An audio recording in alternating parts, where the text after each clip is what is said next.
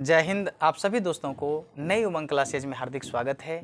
आइए आज हम लोग देखते हैं प्रश्नावली 3.5 के प्रश्न संख्या 4 से। ठीक है बाबू, इसे पीछे की वीडियो सब में हम आपको प्रश्नावली 3.5 के सवाल नंबर 1, 2, 3 सब समझा दिए हैं। ठीक है बाबू, आज हम लोग देखते हैं सवाल नंबर 4 से। ठीक है, इस 4 में भी 5 सवाल हैं। आज हम उस 5 सवाल को बनाएंगे। ठीक है बाबू, तो इसमें 4 में कितने सवाल है? 5 सवाल है, 5 को बनाएंगे। चलिए, तो सवाल नंबर 4 क्या कहता है? तो निम्न समस्याओं में रैखिक समीकरणों के युग्म बनाइए और उनके हल यदि उनका अस्तित्व हो तो किसी भी बीजगणितीय विधि से ज्ञात कीजिए। ठीक है बाबू, आपको जो विधि अच्छा लगे उसी विधि से बनाएंगे।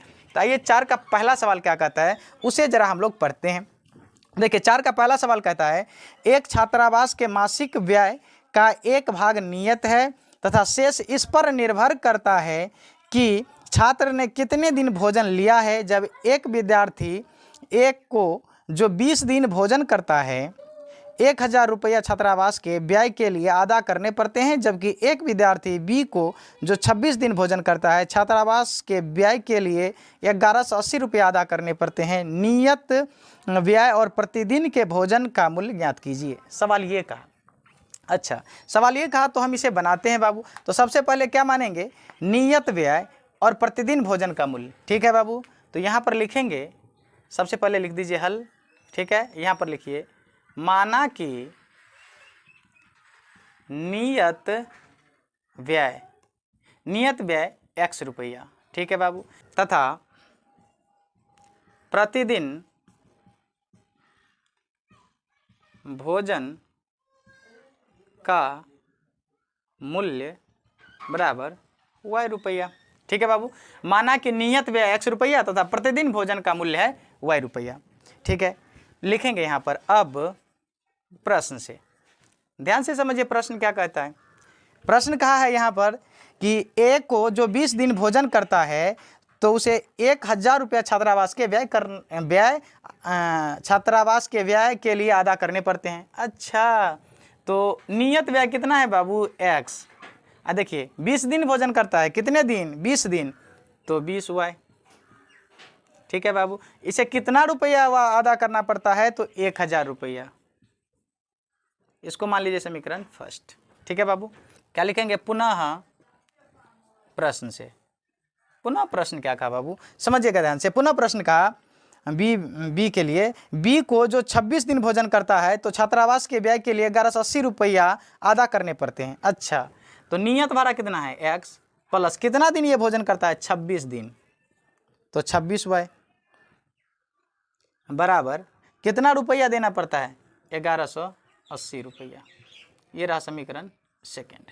ठीक है बाबू, चलिए देखिए, आपके सामने में 2 रैखिक समीकरण बनके तैयार हो गया। अब हम लोग क्या करेंगे बाबू? इन दोनों रैखिक समीकरण को हल करेंगे, जो विधि हमें अच्छा लगे। ठीक है बाबू, तो हम लोग क्या करते हैं? लुप्तीकरण विधि से बना देते हैं। ठीक है बाबू, किस विधि से बना देते हैं? लुप्तीकरण विधि से। आइए यहाँ पर लिखिए, अब समीकरण 1 एवं 2 से। अब समीकरण 1 एवं 2 से। चलिए, 1 एवं 2 एक जगह ही है आप लोग। ठीक है सर, आ गए। x प्लस 20y बराबर 1000 और x प्लस 26y बराबर 1180। ये तो था समीकरण फर्स्ट, ये था समीकरण सेकेंड। लुप्तीकरण में क्या होता है बाबू? तो हमें किसी एक टर्म को उड़ाना होता है। ठीक है, तो सबसे पहले सोचेंगे कि जिस टर्म को उड़ा रहे हैं तो उस टर्म को नीचा ऊपर पहले सेम करेंगे। तो सबसे पहले देखते हैं कोई ऐसा टर्म है जो नीचा ऊपर सेम है। हाँ, x तो है, ये नहीं है, x है सेम, तो हम क्यों गुना भाग करें? सेम है तो इसी से हम लोग आगे बढ़ जाते हैं। ठीक है, तो समझिएगा ध्यान से। जिस टर्म को उड़ा रहे हैं उस पर ध्यान लगाएंगे, उस पर क्या करेंगे? ध्यान लगाएंगे कि उसमें चिन्ह समान है या असमान है। ठीक है बाबू, तो यहाँ पर देखिए, चिन्ह समान है तो प्रेम से लिख दीजिए घटाने पर। क्या लिख देंगे बाबू? घटाने पर। ठीक है, तो सब में घटा दीजिए, माइनस प्लस है तो माइनस, प्लस है तो माइनस, ये दोनों क्या होंगे? कैंसिल। अब देखिए, 26y माइनस में 20y प्लस में, तो घट के क्या होगा बाबू? माइनस में 6y बराबर। ध्यान से समझिए, 1180 में से 1000 चला जाएगा तो कितना बचेगा? 180 बचेगा कि नहीं? इसके बाद देखिए, माइनस में कि प्लस में, तो माइनस में, ये माइनस कैंसिल। सो 6y बराबर कितना होगा बाबू 180। सो y बराबर कितना होगा 180 बटा 6, 6 3 18 30 बचेगा। तो y का मान कितना 30। ठीक है, अब y का मान किसी समीकरण में रख दीजिए। तो लिखेंगे अब समीकरण 1 में y का मान रखने पर, ठीक है बाबू। तो समीकरण 1 कहाँ है, तो यहाँ है। तो समीकरण 1 क्या है बाबू, तो x प्लस 20y बराबर 1000। ठीक है, तो x प्लस 20 गुने y का मान कितना 30 बराबर 1000। ठीक है बाबू, यहाँ आइए। तो x का मान कितना आएगा, ध्यान से समझिए, 30 को 20 को गुना करेंगे तो 600 होगा। ठीक है बाबू, तो यह क्या होगा 1000 में से जाके 600 घट जाएगा, क्योंकि 600 इस साइड प्लस में बराबर कुछ है जाके माइनस में। तो x बराबर कितना होगा बाबू 6 4 10 400, कितना होगा 400। अब ध्यान से समझिए, नियत व्यय कितना है 400 रुपया और प्रतिदिन भोजन का मूल्य कितना है 30 रुपया, y का मान 30 रुपया। तो ध्यान से समझिए, x बराबर 400 रुपया और y बराबर 30 रुपया। ठीक है बाबू, तो y को आपने क्या माना है प्रतिदिन भोजन का मूल्य। तो प्रतिदिन भोजन का मूल्य कितना रुपया 30 रुपया और नियत जो भोजन नियत व्यय है वो कितना आया 400 रुपया। और यही दोनों हो जाएगा बाबू आंसर, ये दोनों क्या हो जाएंगे आंसर। ठीक है बाबू, चाहे तो आप लोग इसका एक स्क्रीनशॉट ले सकते हैं। ठीक है, अब हम लोग क्या करते हैं 4 का दूसरा बनाते हैं। अब हम लोग देखते हैं 4 का दूसरा सवाल कहता है 1 भिन्न 1/3 हो जाती है जब उसके अंश से 1 घटाया जाता है और वह 1/4 हो जाती है जब हर में 8 जोड़ दिया जाता है, वह भिन्न ज्ञात कीजिए। ठीक है बाबू, चलिए सवाल ये रहा। तो सबसे पहले हम लोग क्या करेंगे, तो यहाँ पर कुछ मान लेंगे। तो माना कि अंश को मान लेते हैं x, अंश को क्या मान लेते हैं x, माना कि अंश बराबर x तथा हर बराबर y। ठीक है बाबू, तो भिन्न बराबर क्या होगा, भिन्न बराबर होता है अंश बटा हर यानी x बटा y। ठीक है बाबू, यहाँ तक में किसी को प्रॉब्लम नहीं। आइए लिखेंगे अब प्रश्न से।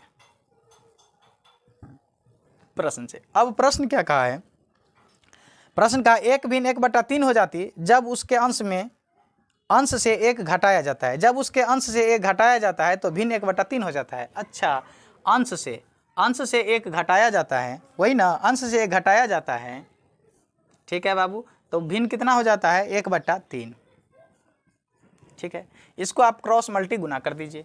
तो क्या होंगे बाबू 3x - 3 बराबर में y। ठीक है, y को उधर लाइए, 3 को ठेल दीजिए, तो 3x - y बराबर 3, समीकरण फर्स्ट। ठीक है बाबू, यहाँ तक में किसी को तकलीफ है तो बोलिए। यहाँ पर लिखिए पुनः प्रश्न क्या कहा, पुनः प्रश्न कहा है कि वह 1/4 हो जाती है जब हर में 8 जोड़ दिया जाता है। अच्छा, भिन्न तो है x बटा y, हर में कहा 8 जोड़ दिया जाता है, तो वह कितना हो जाता है, तो वह हो जाता है 1/4। क्या हो जाता है 1/4। ठीक है बाबू, चलिए इसको देखिए 1/4।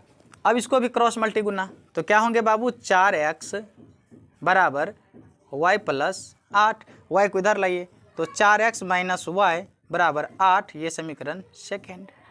ठीक है बाबू, अब तो हमें किसी भी विधि से बना देना है। तो यहाँ पर लिखेंगे अब समीकरण 1 एवं 2 से लुप्तीकरण विधि से बना देते हैं बाबू। ठीक है, दोनों समीकरण को यहाँ लाइए, तो दोनों समीकरण को यहाँ लाते हैं। ठीक है बाबू, तो थोड़ा मार्कर चेंज कर लेते हैं। तो दोनों समीकरण को लाइए, यहाँ पर क्या है 3x - y बराबर 3, ये था समीकरण फर्स्ट। और यहाँ पर क्या है बाबू 4x - y बराबर 8, यह है समीकरण 2। ठीक है बाबू, चलिए अब क्या करेंगे, सुनिएगा ध्यान से। तो हमें एक टर्म को उड़ाना होता है, तो x वाले में सेम तो नहीं है, नहीं y सेम है। हाँ चलिए y को उड़ा लेते हैं। जिस टर्म को उड़ाते हैं उसको चिन्ह पर तब ध्यान देंगे। चिन्ह समान है, चिन्ह अगर समान है तो लिख देंगे घटाने पर। क्या लिख देंगे बाबू घटाने पर। आइए घटाओ, माइनस है तो प्लस, प्लस है तो माइनस, ये y प्लस में माइनस में ख़त्म। तो देखिए 3x प्लस में 4x हो जाएगा माइनस में, तो क्या होंगे बाबू माइनस में x। बराबर यहाँ पर क्या होंगे माइनस में 5, माइनस माइनस कैंसिल, सो x का मान कितना आएगा बाबू 5, x का मान कितना 5, ठीक है। चलिए इसके बाद देखिए x का मान 5 आया। अब क्या करेंगे बाबू, किसी समीकरण में x का मान रख के y का मान निकाल लेते हैं। तो लिखेंगे अब समीकरण 1 में x का मान रखने पर, ठीक है बाबू। तो समीकरण 1 कहाँ है, तो यहाँ है।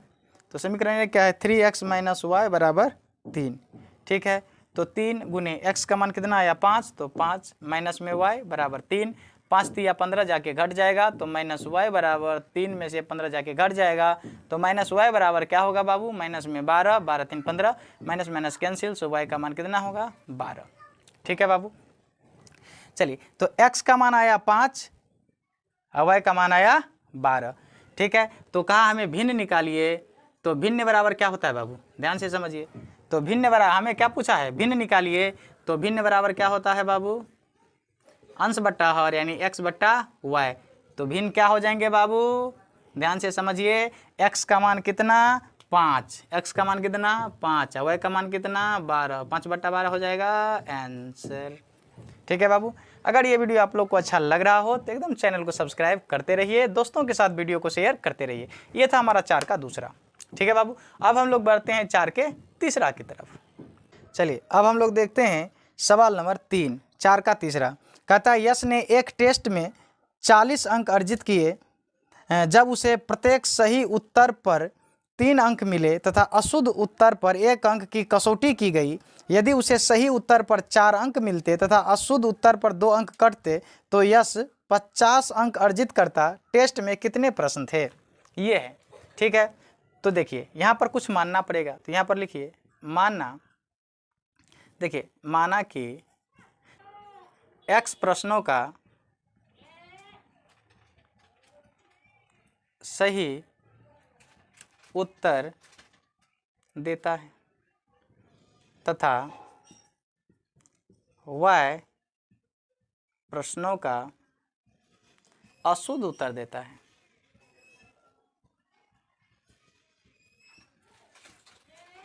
ठीक है, देखिए हम लोगों ने मान लिया कि x प्रश्नों का सही उत्तर देता है तथा y प्रश्नों का अशुद्ध उत्तर देता है। फिर प्रश्न क्या कहा बाबू, तो लिखेंगे यहाँ पर अब प्रश्न से। प्रश्न क्या कहा है समझिए ध्यान से। प्रश्न कहा है 40 अंक अर्जित किए जब उसे प्रत्येक सही उत्तर पर 3 अंक मिले तथा अशुद्ध उत्तर पर 1 अंक की कसौटी की गई। अच्छा, सही के लिए 3 अंक तो 3x, कसौटी के लिए 1 अंक काट लिया गया तो y बराबर कितना अंक मिले 40 अंक। ये है समीकरण फर्स्ट, ठीक है बाबू। यहाँ पर लिखेंगे पुनः प्रश्न से। पुनः प्रश्न क्या कहा कि उसे सही उत्तर पर 4 अंक मिलते तथा अशुद्ध उत्तर पर 2 अंक कटते तो यश को 50 अंक अर्जित करता। यश क्या करता 50 अंक अर्जित करता। यहाँ पर क्या होंगे बाबू 4 सही 2 गलत तो 50 अंक अर्जित करते, ठीक है बाबू। तो 4x माइनस 2y बराबर 50, ये रहा समीकरण सेकेंड।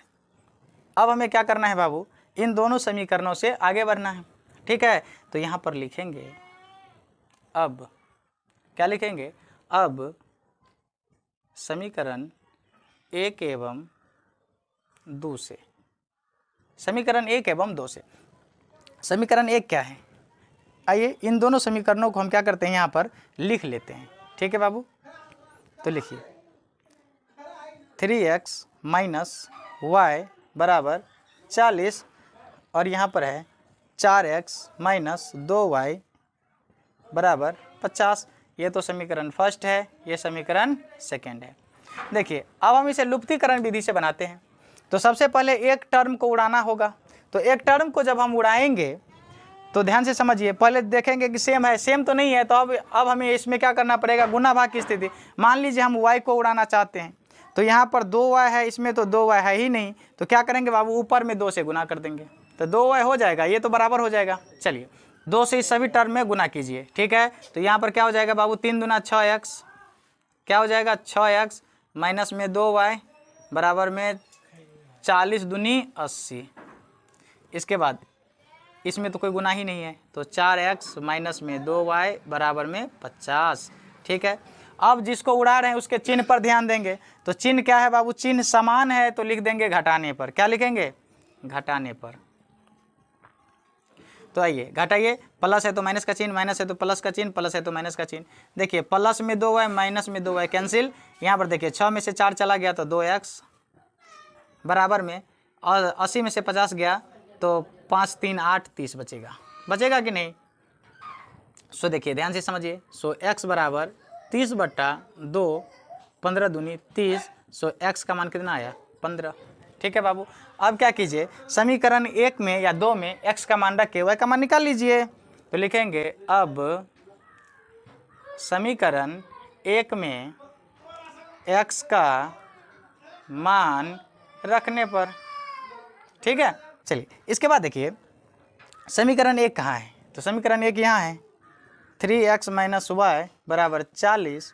अब क्या करेंगे बाबू, x का मान 15 बैठाना है ना, तो 3 गुने 15 माइनस y बराबर 40। 15 तिया 45 जाके घट जाएगा, तो माइनस y बराबर क्या होगा बाबू, तो 40। 15 तिया 45 जाके घट जाएगा, तो ध्यान से समझिए माइनस y बराबर क्या बचेंगे, माइनस में 5, माइनस माइनस कैंसिल। सो y का मान कितना आएगा, 5। अब ध्यान से समझिए, x का मान आया 15, y का मान आया 5, जबकि सवाल पूछा है कि प्रश्नों की कुल संख्या। तो सुनिए ध्यान से, x प्रश्न का सही उत्तर देता है, प्रश्नों की संख्या, सही प्रश्नों की संख्या x को है और अशुद्ध प्रश्नों की संख्या y है। तो सभी मतलब कुल प्रश्नों की संख्या यहाँ पर लिख देंगे, कुल प्रश्नों की संख्या। कुल प्रश्नों की संख्या कितना होगा बाबू, तो यहाँ पर है 15 और यहाँ पर 5, तो 15 + 5 यानी 20, यही हो जाएगा आपका आंसर।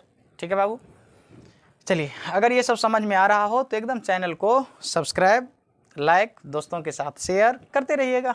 ठीक है, अब हम लोग देखते हैं 4 का 4। ठीक है, सवाल नंबर 4 का चौथा।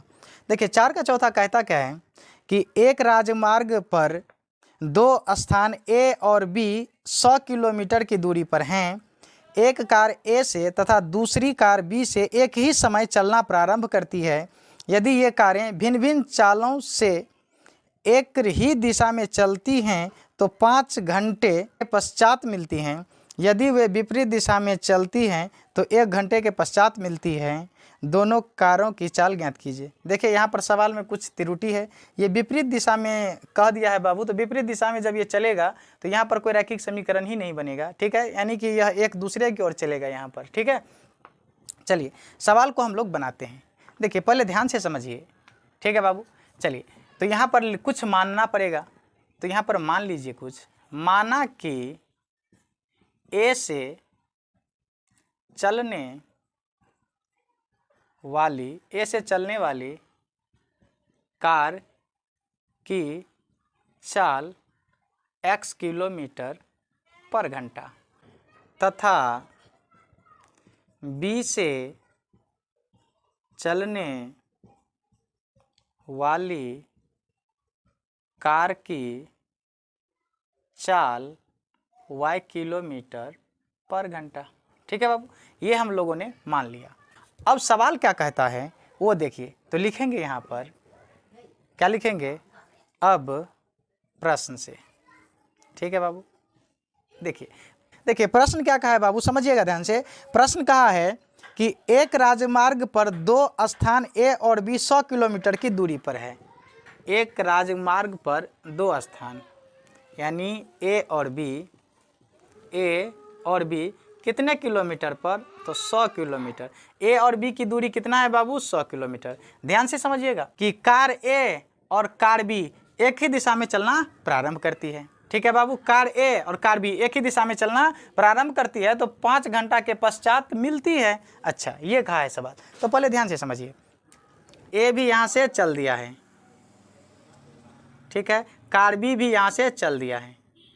ठीक है बाबू, 5 घंटे के बाद मान लीजिए यहाँ पर ये दोनों मिल गया। ठीक है, यहाँ पर ये दोनों क्या हो गया, मिल गया। ठीक है बाबू, तो ध्यान से समझिए। देखिए दोनों कार की चाल अलग अलग है। ठीक है बाबू, दोनों कार की चाल अलग अलग है। तो सबसे पहले बिंदु A से कितना दूरी गया वो निकाल लीजिए। तो लिखिए यहाँ पर बिंदु ए से दूरी, बिंदु ए से दूरी कितना है बाबू? तो दूरी बराबर क्या होता है? चाल गुने समय। दूरी बराबर क्या होता है बाबू? चाल गुने समय। तो चाल को आपने क्या माना? एक का चाल क्या माने हैं आप? x माने हैं, ठीक है बाबू। समय कितना बचा? 5 घंटा। तो क्या हो जाएंगे बाबू? तो 5x, ये दूरी कितना हो गया? 5x, ठीक है। अब निकाल लीजिए बिंदु B से दूरी, बिंदु B से दूरी। देखिए बिंदु B को आपने दूरी को y किलोमीटर पर घंटा माने हैं, तो y अगुने, समझिएगा ध्यान से, 5 घंटा तो इसे भी लगा है ना, तब 5, तो क्योंकि दूरी बराबर चाल गुने समय, तो ये हो जाएंगे बाबू 5y। ये क्या हो जाएंगे? 5y, ठीक है बाबू। तो पहला प्रश्न है। तो चलिए अब इसका इक्वेशन बनाइए। इक्वेशन क्या बनेगा? ध्यान से समझिए, इक्वेशन क्या बनेगा बाबू? तो सुनिएगा ध्यान से, ए और बी की दूरी क्या है? 100 किलोमीटर। तो सुनिएगा ध्यान से, यह जो ए है इसी राजमार्ग पर यहाँ तक पहुँचा, बी भी इसी राजमार्ग पर पहुँचा। तो ध्यान से समझिए, ये पूरे दूरी में से ये दूरी को घटा देंगे तो इतना दूरी बच जाएगा। पूरे दूरी में से ये दूरी को घटा देंगे तो इतना दूरी बच जाएगा। तो पूरे दूरी क्या है? 5x। यहाँ से यहाँ तक पूरे दूरी क्या है? 5x। 5x में से 5y को घटा देंगे तो ये दूरी बचेगा। तो क्या होगा बाबू? तो 5x माइनस 5y। अब ये दूरी कितना है? तो 100 किलोमीटर, तो बराबर में 100, ठीक है बाबू। चलिए इसमें से आप क्या करिए, 5 ले लीजिए कॉमन, तो x माइनस वाई बच जाएगा बराबर में 100। 5 से काट दीजिए तो 20 पंचे 100। x माइनस वाई बराबर क्या हो जाएंगे बाबू? 20। ये रहा समीकरण फर्स्ट, ठीक है बाबू। अब आइए, अब लिखेंगे पुनः प्रश्न से। क्या लिखेंगे बाबू? पुनः प्रश्न से।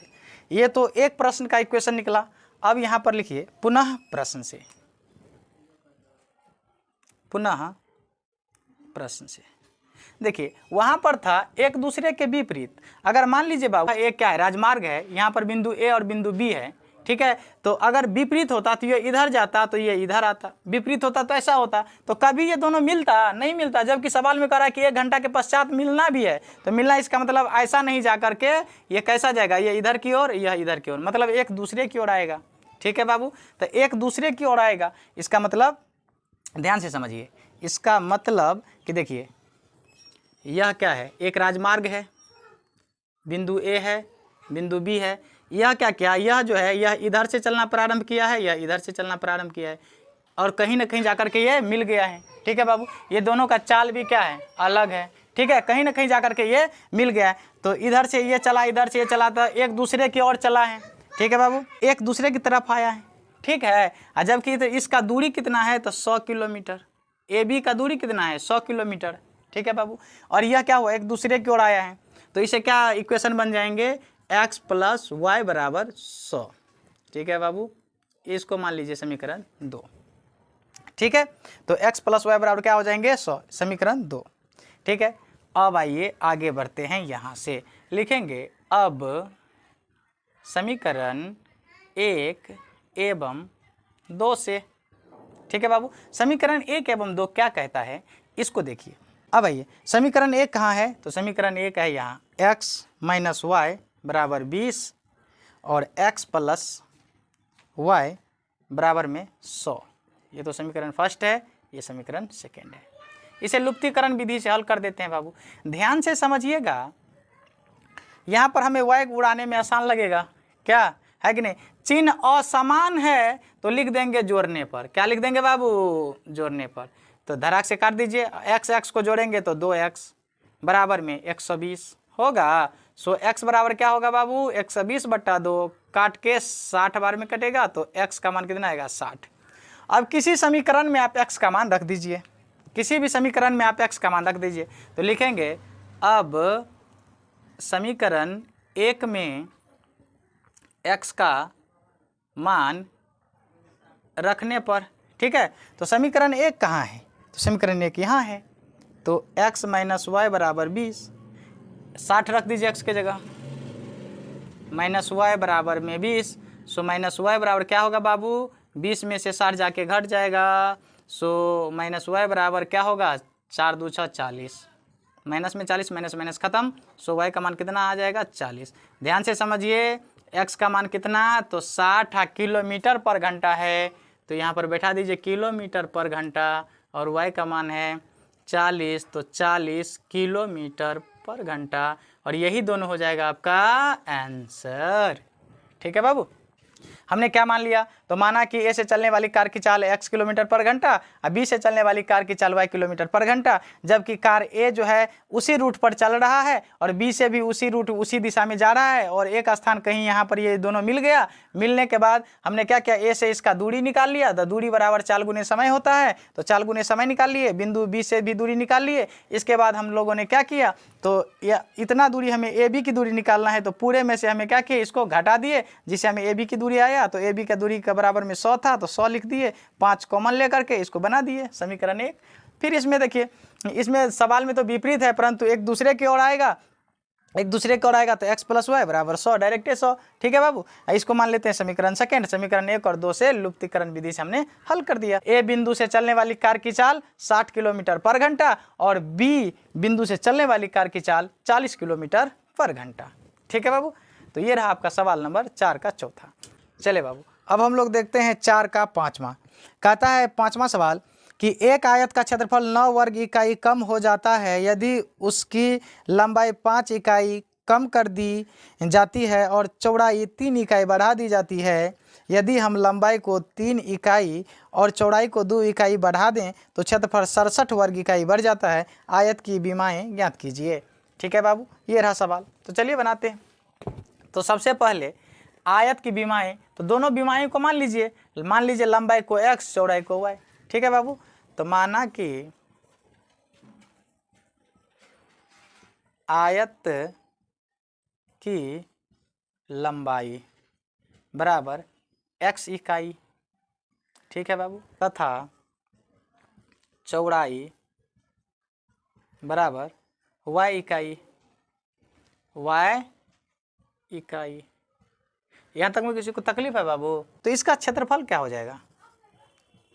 इसका क्षेत्रफल क्या होगा बाबू? आयत का क्षेत्रफल लंबाई गुने चौड़ाई, तो x गुने y, वर्ग इकाई। क्या हो जाएंगे बाबू? वर्ग इकाई। ठीक है, चलिए लिखेंगे यहाँ पर अब प्रश्न से। क्या लिखेंगे बाबू? अब प्रश्न से। प्रश्न क्या कहा है इस बात को जरा समझते हैं हम लोग। पहला प्रश्न कहा है कि एक आयत का क्षेत्रफल 9 वर्ग इकाई कम हो जाता यदि उसकी लंबाई 5 इकाई कम कर दी जाए और चौड़ाई 3 इकाई बढ़ा दी जाए। अच्छा, लंबाई कहा है 5 इकाई कम कर दी जाए और चौड़ाई कहा है 3 इकाई बढ़ा दी जाए। चौड़ाई को 3 इकाई बढ़ा दी जाए, तो इसका जो क्षेत्रफल है बाबू वह कितना इकाई घट जाएगा? 9 वर्ग इकाई, तो -9। ठीक है बाबू, चलिए इसका कैलकुलेशन कीजिए।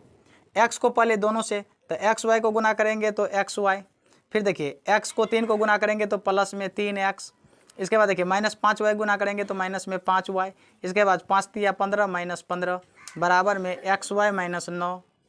xy से xy यहाँ से ख़त्म हो जाएंगे। यहाँ पर क्या बचा? 3x माइनस में 5y, अब बराबर देखिए बाबू -9 उस साइड है ही, 15 जा कर के उधर जुट जाएगा। तो यहाँ पर क्या होंगे बाबू? 3x माइनस 5y बराबर 9 6 15 यानी 6। समीकरण ये रहा फर्स्ट। ठीक है बाबू, यहाँ तक में किसी को तकलीफ है तो बताइए। अब यहाँ पर लिखेंगे पुनः प्रश्न से। क्या लिखेंगे बाबू? पुनः प्रश्न से। पुनः प्रश्न क्या कहा इसको समझते हैं। पुनः प्रश्न कहा कि यदि हम लंबाई 3 इकाई और चौड़ाई 2 इकाई बढ़ा दें। अच्छा, लंबाई को 3 इकाई, चौड़ाई को 2 इकाई बढ़ा दें, चौड़ाई को क्या करें? 2 इकाई बढ़ा दे, तो इसका जो क्षेत्रफल है बाबू वो 67 वर्ग इकाई बढ़ जाएगा। अच्छा, 67 वर्ग इकाई। ठीक है बाबू, चलिए ये रहा हमारा सवाल। आइए अब हम क्या करेंगे बाबू, फिर उसी की तरह इसका भी सलूशन कीजिए। ठीक है, इसका भी कैलकुलेशन कीजिए। तो x y, तो यहाँ पर क्या होंगे? xy, फिर प्लस में 2x प्लस में 3y प्लस 3 दूना 6 बराबर xy प्लस 67। xy से xy बाबू ख़त्म। यहाँ पर क्या होंगे? 2x प्लस 3y बराबर 67 है इधर, ये प्लस में 6 इस साइड जाके हो जाएगा माइनस में 6, तो यहाँ पर हो जाएगा 2x प्लस 3y बराबर 61। ये रहा समीकरण दूसरा। ये क्या रहा बाबू? समीकरण दूसरा। यहाँ तक में किसी को तकलीफ है तो बताइए। अब हम इसे लुप्तीकरण विधि से फटाक से हल कर लेते हैं। ठीक है बाबू, इसे हम क्या करते हैं? लुप्तीकरण विधि से हल कर लेते हैं। एक काम कीजिए, आप लोग इसका एक स्क्रीनशॉट ले लीजिए। ठीक है, अब हम ये दोनों इक्वेशन को लेके आगे बढ़ेंगे। ठीक है बाबू, तो इसको मिटा दे बाबू, इसको मिटा देते हैं। हमें दो ये इक्वेशन से मतलब है, तो दोनों इक्वेशन को अभी रहने देते हैं। चलिए इन दोनों इक्वेशन को यहाँ उतार लेते हैं, इसको मिटा देते हैं। दोनों इक्वेशन कितना है? तो 3x माइनस में 5y बराबर में 6। ये है बाबू 2x प्लस 3y बराबर में 61। ये तो समीकरण फर्स्ट रहा, ये समीकरण सेकंड रहा। ठीक है बाबू, इसको आप पूरे को मिटा दीजिए। ठीक है, चलिए अब ध्यान से समझिए। हम इसे लुप्तीकरण विधि से हल करना चाहते हैं, तो पहले तो किसी को सेम करना पड़ेगा। x को उड़ाइए या y को उड़ाइए, तो आपका इच्छा होगा x y को उड़ा देते हैं। तो आइए y को उड़ाते हैं, तो इस y का जो गुणांक है इसको यहाँ गुना कर दीजिए, इस y का जो गुणांक है इसको वो यहाँ गुना कर दीजिए। अब कहिएगा सर माइनस, माइनस प्लस को छोड़ के चलिए। ठीक है, चलिए ऊपर से ऊपर गुना, नीचे से नीचे गुना करिए। तो 3 तिया 9x माइनस 5 तिया 15y बराबर में 6 तिरी 18। इसके बाद 5 दूनी 10x प्लस 5 तिया 15y बराबर 61 पंच, तब 5 एकन 5 और 5 छक्के 30। ठीक है बाबू, अब आइए चिन्ह समान है कि असमान? तो चिन्ह है असमान तो लिख देंगे फटाक से जोड़ने पर। क्या लिख देंगे बाबू? जोड़ने पर। आइए जोड़ेंगे तो ये दोनों काम खत्म। तो 10 और 9 कितना होगा बाबू? 19। 19x बराबर, इसको जोड़िए 8 5 13 के 3 हासिल 1 2 327। सो x कितना हो जाएगा बाबू? 327 बट्टा 19। इसको क्या करिए आप? काटिए। काटेंगे तो 19 को इससे काटिए तो 17 बार में कटेगा। ठीक है बाबू, तो x का मान कितना आया? 17। अब क्या कीजिए, किसी समीकरण में x का मान रख करके आप y का मान निकाल लीजिए। अब समीकरण 1 में क्या लिखेंगे बाबू? अब समीकरण 1 में x का मान रखने पर, तो समीकरण 1 कहाँ है? तो यहाँ है। 3x माइनस 5y बराबर 6। x का मान कितना है? 17। तो 3 गुने 17 माइनस में 5y बराबर में 6। 17 तिया 51 जाके घट जाएगा, तो माइनस 5y बराबर 6 माइनस में 51। So minus 5y।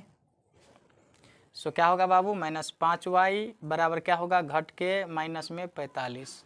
Minus minus cancel, सो y बराबर 45 बट्टा 5। 5 9 में 45, तो y का मान कितना आया बाबू? 9। ध्यान से समझिए, x बराबर 17 और y का मान आया 9। 17 इकाई और 9 इकाई। ठीक है बाबू, यही दोनों हो जाएगा आपका आंसर, क्योंकि आयत की विमाही पूछा था। तो आयत की लंबाई कितना? 17 इकाई, चौड़ाई कितना आ गया? 9 इकाई। ठीक है बाबू, तो चलिए ये रहा हमारा सवाल नंबर 4 का 5वां। ठीक है, ये प्रश्नावली 3.5 समाप्त हो गया। अब हम लोग मिलेंगे आपसे नेक्स्ट क्लास में, तब तक के लिए जय हिंद।